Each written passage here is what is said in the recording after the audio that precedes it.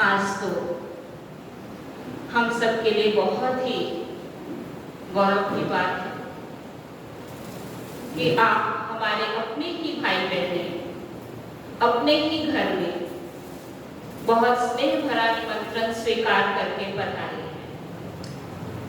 और उससे भी अधिक खुशी की बात है कि आज अंतरराष्ट्रीय नर्स दिवस है। जैसा कि अभी हमारे आदरणीय दीदी जी बता रहे थे कि माँ और नर्स दोनों की महिमा अपरंपार है और दुनिया में कहा जाता है कि अगर हमें इस संसार में कोई भेजने वाली शक्ति है तो उस शक्ति का नाम है भगवान। लेकिन जीवन तो भगवान देकर हमें संसार में भेज देता है। जीवन को संभालना, जीवन को समय प्रति समय फिर से उसको निरोगी बनाना, इसमें बहुत बड़ी भूमिका हमारे डॉक्टर्स और नर्सेस की होती है। इसलिए दुनिया में डॉक्टर्स को तो नेक्स्ट ऑफ गॉड कहा जाता है। तो सचमुच विचार चल रहा था कि कितना महान ये कर्तव्य है। हमारे इस ईश्वरीय विश्वविद्यालय में सिखाया जाता है कि परोपकारी बनो, सब पर उपकार करो। लेकिन हम उपकार कब कर सकेंगे? एक दूसरे की मदद कब कर सकेंगे? स्नेह और सम्मान के साथ एक दूसरे के दुख दर्द को हम कैसे मिटा सकेंगे? जिस प्रकार जब एक फल परिपक्व अवस्था में पहुंचता है तो उसकी 3 निशानियां होती हैं। पहली निशानी, जब फल संपूर्ण रीति से पक जाता है तो वो नरम हो जाता है। दूसरी निशानी, जब फल पक जाता है तो वो मीठा हो जाता है। और तीसरी निशानी, जब फल पक जाता है तो रंग बदल देता है। ये है उसकी संपूर्णता, परिपक्वता की निशानी। ठीक इसी प्रकार हम संसार समाज में सेवा तो कर रहे हैं, लेकिन सबसे पहले जब हम किसी की सेवा करते हैं तो उसके लिए पहला गुण हमारे अंदर नम्रता का चाहिए। जितना हम नम्र होंगे उतना हम दूसरों की सेवा बहुत सम्मान के साथ कर सकेंगे।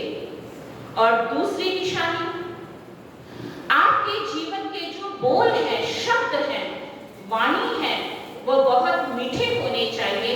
अर्थात जब जीवन में नम्रता व्यक्ति की आ जाती है तो उसके बोल, उसके शब्द मिठास से भर जाता है। तो मीठी वाणी के माध्यम से भी हम अनेक आत्माओं के दुख दर्द को बांट सकते हैं, कम कर सकते हैं। और तीसरी निशानी, रंग बदल जाना, अर्थात ऐसे आत्मा के चेहरे पे एक आत्मविश्वास का रंग होगा। जब हम अपने अंदर एक विश्वास रखेंगे, क्योंकि आप जो समाज के लिए कार्य करते हैं, कोई भी रोगी आता है, बीमार आता है, परेशान आता है, दुखी आता है, तो आपसे एक उम्मीद की किरण लेकर आपके पास आता है कि हम जा रहे हैं और हम ठीक हो जाएंगे, बीमारी से दूर हो जाएंगे, दर्द हमारा खत्म हो जाएगा। लेकिन जब तक हमारे में ही आत्मविश्वास नहीं है, हम दूसरों के दुख दर्द को समाप्त नहीं कर सकते हैं। तो इस प्रकार जब हम इन तीनों ही गुणों को जीवन में धारण करेंगे तो हमारा जीवन एक परिपक्व बन जाएगा, दूसरों को देने के योग्य बन जाएगा। इसलिए कहा जाता है, वास्तव में देना ही लेना है, चाहे वो हम सुख दें या प्यार दें या शांति दें या खुशी दें। जो हम देंगे वही हमें प्राप्त होगा। कहते हैं एक बार एक लड़का जो स्कूल में पढ़ता था, लेकिन वो बहुत ही गरीब था। वो अपना सामान एक दरवाजे से दूसरे दरवाजे तक बेचा करता था और उसके बाद वो अपने स्कूल की फीस जमा किया करता था। एक दिन उसका सामान नहीं बिका और उसको बहुत भूख भी लग रही थी। उसी दिन उसने संकल्प किया कि आज के बाद जब मैं किस पहले घर में जाऊंगा तो वहां मैं सामान नहीं बेचूंगा, लेकिन कुछ खाने के लिए मांगूंगा क्योंकि मुझे बहुत भूख लग रही है। और ऐसा सोचकर वो पहले दरवाजे पे जाता है और जैसे ही दरवाजा खटखटाता है, अंदर से एक लड़की सामने से आती है। जैसे ही वो लड़का उस लड़की को देखता है, उसको बहुत शर्म आ जाती है और उसने कहा, नहीं, मैं इससे कुछ खाने को नहीं मांगूंगा। एकदम घबरा जाता है और घबराते स्वर में कहता है, मुझे बहुत प्यास लग रही है, क्या मुझे कुछ पीने के लिए पानी एक गिलास मिल सकता है? तुरंत वो लड़की अंदर गई, एक गिलास दूध का भरकर उस लड़की के लिए बाहर ले आती है। उस लड़के ने उस दूध को बहुत ही तसल्ली से घूंट-घूंट भरकर पिया, जिससे उसकी शारीरिक शक्ति तो बढ़ी ही, लेकिन परमात्मा के लिए एक आत्मविश्वास भी उसका बढ़ गया कि देखो भगवान सबकी सुनता है। और उसने उसको कहा, इस दूध के ग्लास के कितने पैसे हैं? तभी उस लड़की ने कहा, मेरी माँ ने सिखाया है, जब किसी पर दया करो तो कभी भी उससे पैसे नहीं लेना। उस लड़के ने कहा, आप पैसे नहीं ले सकते हो तो कोई बात नहीं, लेकिन मैं दिल से आपका धन्यवाद तो कर सकता हूँ ना। और उस लड़के ने उस लड़की का बहुत दिल से शुक्रिया किया, धन्यवाद किया और कहा, मेरा धन्यवाद आप स्वीकार कीजिए। उसके कुछ समय पश्चात काफी वर्ष बीत जाते हैं और वो लड़का एक बहुत बड़ा डॉक्टर बन जाता है, विशेषज्ञ बन जाता है। और एक समय ऐसा आता है कि उसी हॉस्पिटल में वो लड़की बीमार होके अपने इलाज के लिए जाती है, लेकिन तब तक डॉक्टर को ये नहीं पता था ये वही लड़की है। और उस लड़की को ऐसी बीमारी हो जाती है जो बचना बहुत मुश्किल था। जब डॉक्टर ने उस लड़की का नाम, एड्रेस, सब कुछ पढ़ा तो उसको फिर से वही पुरानी स्मृतियां आई, कहीं वही लड़की तो नहीं है। और जिस कमरे में वो एडमिट थी, वहां वो उस कमरे में पहुंचकर डॉक्टर जी ने देखा लड़की बेहोश हालत में पड़ी थी। डॉक्टर पहचान गए, ये तो वही लड़की है। और उसी समय उसने भगवान के सामने ये कहा, भगवान जी, मैं अपनी जी जान से इसके ऊपर मेहनत करूंगा, लेकिन इस बच्ची की, इस लड़की की जान मुझे हर हालत में बचानी है। और उसने जी जान से मेहनत करके भाग्य ने साथ दिया और वो ठीक हो जाती है। जब वो ठीक हो जाती है, उसकी छुट्टी का दिन था। डॉक्टर जहाँ पे बिल्स भरे जाते हैं वहां पे गए और जितना उसके ऊपर खर्चा हुआ, बिल हुआ, उस बिल के कोने में लिख दिया, एक ग्लास दूध से इस बिल को भुगतान किया जाता है, खत्म किया जाता है। और उसको सारे बिल्स को एक कागज में लपेटा गया, उस लड़की के पास पहुंचा दिया गया। अब वो जो लड़की थी जो ठीक हो चुकी थी, वो सोच रही थी कि मुझे पता है ये हॉस्पिटल बहुत महंगा है, मेरे इलाज में बहुत पैसा खर्च हुआ होगा, मैं कैसे इसको चुका सकूंगी। तब तक उसको ये कुछ भी घटना नहीं पता।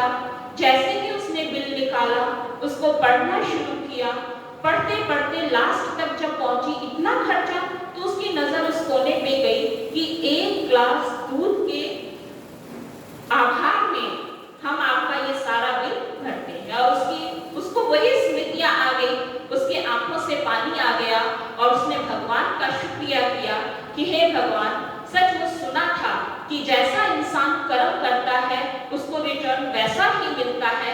आज मैंने ये जीवन में अनुभव किया। तो मीठी बहनों और भाइयों, जो भी इस सभा में बैठे हैं, प्रजापिता ब्रह्मा कुमारी ईश्वरीय विश्वविद्यालय यही संदेश दे रहा है कि हम एक ऐसे ऊंचे पिता परमात्मा की संतान हैं जो दया, प्रेम, करुणा का सागर है, जिसकी अपरम अपार महिमा है और उसकी दया, रहम सदा ही हम पर बरसती रहती है। सब पर वो प्यार लुटाता ही रहता है और हमें वो यही शिक्षा देते हैं कि जब भी हम नेकी करें, किसी की भलाई करें, किसी के दुख दर्द मिटाएं, तो दिल से उसकी सेवा करते हुए उस परमात्मा का शुक्रिया अवश्य करें। कई बार हम देखते हैं कि कई बार कोई पेशेंट ऐसे आ जाते हैं, कोई वातावरण ऐसा बन जाता है या कोई डिस्टर्ब करने वाला ऐसा आ जाता है, तो बहुत इरिटेट हो जाते हैं। जैसे मान लीजिए डॉक्टर्स क्या करते हैं, जब किसी पेशेंट को चेक करते हैं उसके बाद अपने हाथ को सैनिटाइज करते हैं ना, आप सब भी करते हैं। आप सैनिटाइज क्यों करते हैं? कि एक पेशेंट का जो रोग है को ना लग जाए, उसकी सेफ्टी के लिए। क्या कभी हमने मन को सैनिटाइज किया है? मान लीजिए कोई पेशेंट आके मुझे इरिटेट करके गया, मुझे बहुत डिस्टर्ब करके गया, लेकिन उसके बाद जो दूसरा पेशेंट आया है उसने तो आपको इरिटेट नहीं किया है ना। लेकिन अगर हमने मन में वो डिस्टर्बेंस रखी, मेरा मन अभी तक शांत नहीं हुआ है, तो उसका प्रभाव किसके ऊपर आ जाएगा?